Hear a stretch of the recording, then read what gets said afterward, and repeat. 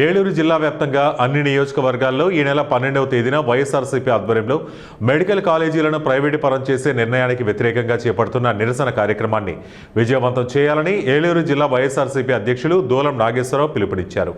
ఏలూరు నగరంలోని జిల్లా వైఎస్ఆర్సీపీ కార్యాలయంలో విలేకరుల సమావేశం జరిగింది.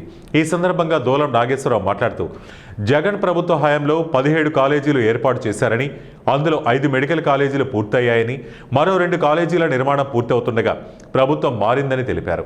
అయితే కూటమి ప్రభుత్వం మెడికల్ కాలేజీలను నిర్వీర్యం చేసే విధంగా పీపీపీ విధానాన్ని ప్రవేశపెట్టడం దారుణమన్నారు. పీపీపీ విధానం వల్ల నిరుపేద విద్యార్థులకు అన్యాయం జరుగుతుందని విమర్శించారు.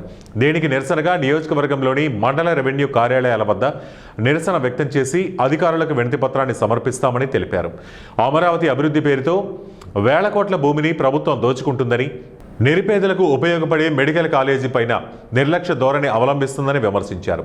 ఈ సమావేశంలో అబ్బాయి చౌదరి, ఉప్పాల వాసుబాబు, ఏలూరు నగర అధ్యక్షులు మామిళ్లపల్లి జయప్రకాష్, చింతలపూడి వైఎస్ఆర్సీపీ కన్వీనర్ విజయరాజు, పలువురు వైసీపీ నాయకులు పాల్గొన్నారు. చెబుతున్నటువంటి 14 లక్షల కోట్లు అప్పు చేశాడన్నది ఇది కరెక్ట్ కాదు.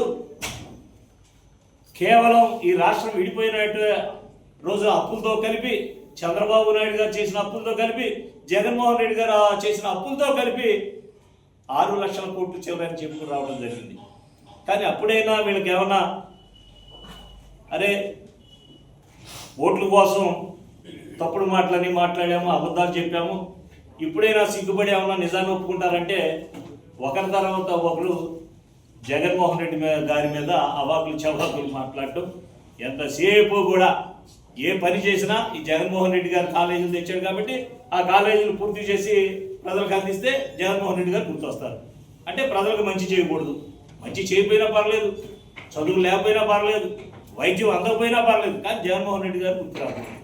ఇదేమి దారుణం, ఇదేమి దుర్మార్గం. అలా అనుకుంటే గత ప్రభుత్వంలో చంద్రబాబు నాయుడు గారు